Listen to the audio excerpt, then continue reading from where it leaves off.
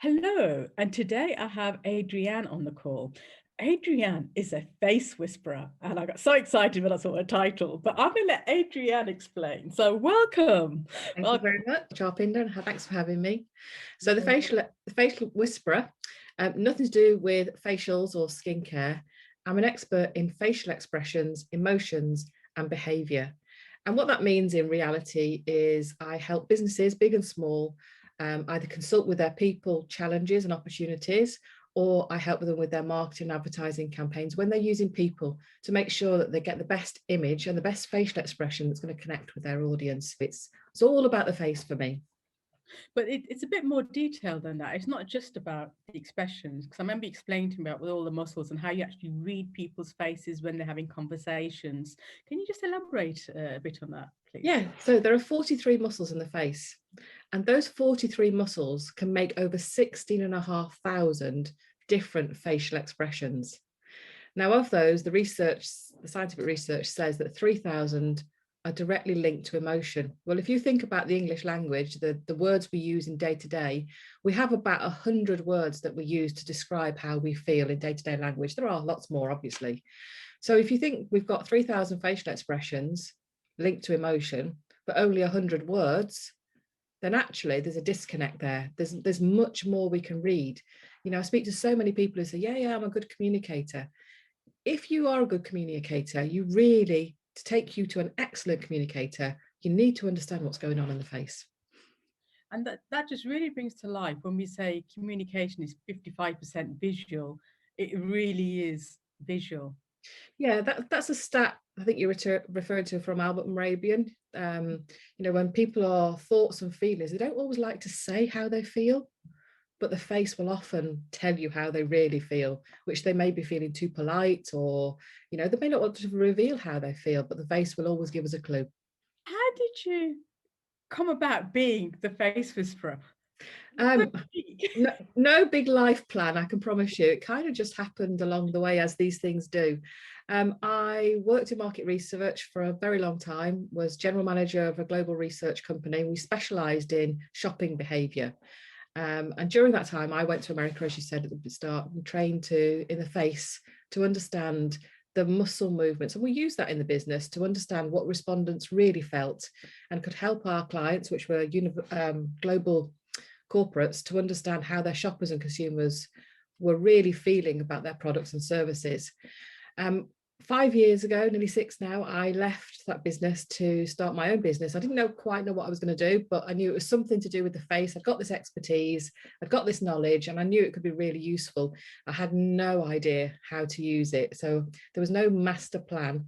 So I left, and I became very overwhelmed, actually, because there's so many applications. When you start thinking about the interactions that people have with each other and how this knowledge could be so useful to so many industries, actually, it created big overwhelm in my life.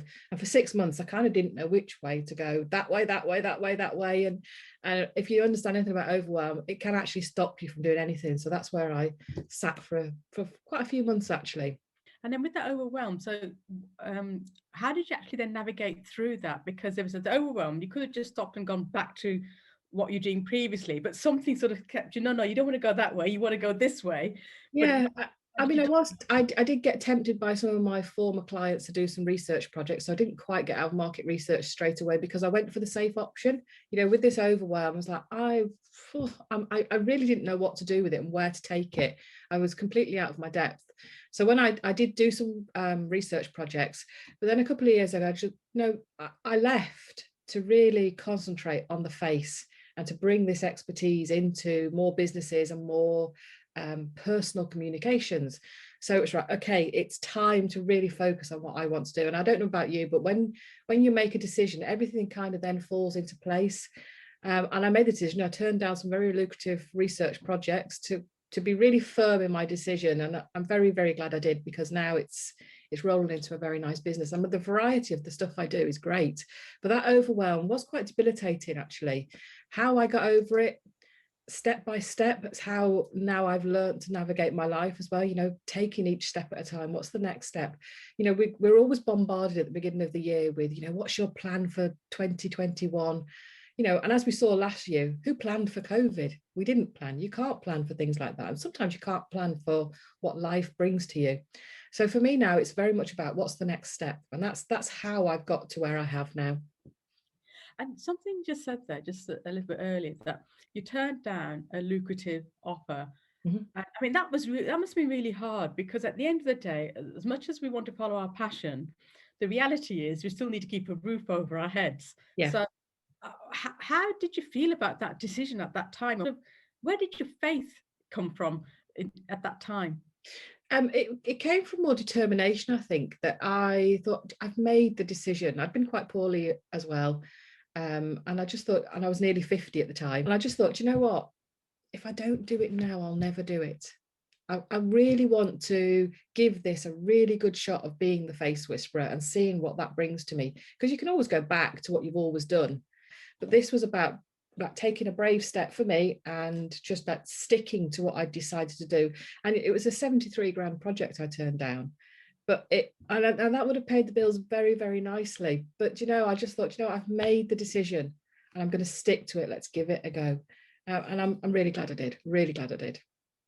And what would you say some of the challenges have been for you as a woman who wants to get her business off the ground?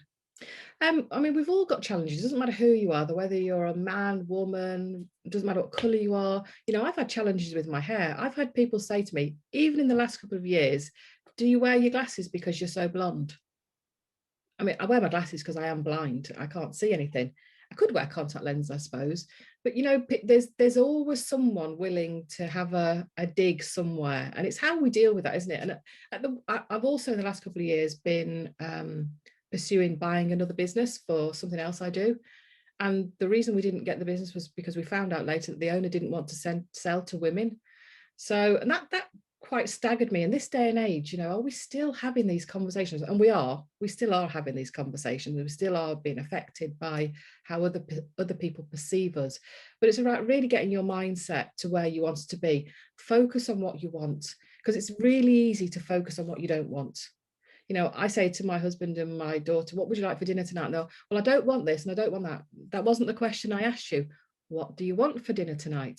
And we do this in our daily lives. And something I've really worked hard on is my mindset.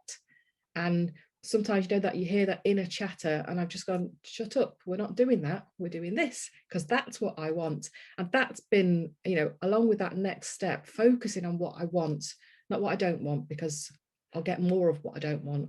I'm focusing on that way. And that is so true. And that really resonates with me, because that's what we all do. Same conversation in my household. What do you want for dinner tonight? And they say, oh, make anything. And when I give them a whole list of options, no, I don't want that. And I don't want that. And I think, what do you want then? Yes. But, absolutely spot on. We mentioned about the hair, and you mentioned about the guy who didn't want to sell to women. I mean, you're right.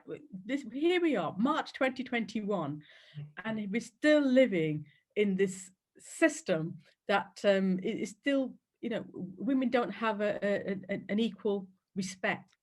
The theme for this year of International Women's Day is choose to challenge gender inequality and bias. If you were to, you know, a future young leader in front of you, what would you say to them?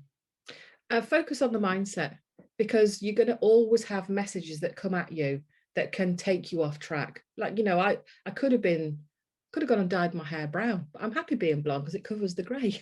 You know, I could change things and let this impact me and change what I do.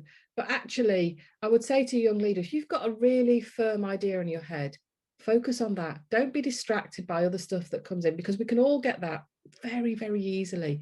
And getting your mindset into tip-top condition is one of the best pieces of advice, because it all starts in here with all of us, whether we're successful or whether we're a failure. It's because of what's going on in here. So understanding what our own limiting beliefs are, and knowing when we've got patterns in our behavior that are successful and patterns in our behavior that are not so successful, and work out how we want to navigate our lives, really. And it doesn't have to be a big thing. It doesn't have to be massive. It's, as I said, it's the next step. And what's my mindset going into that next step? Adrianne, you've been fantastic. Thank you for coming on the call. Some really powerful stuff there. It's about trusting your own mindset, being your authentic self. Fantastic. Thank you. Thank you, Arpinder.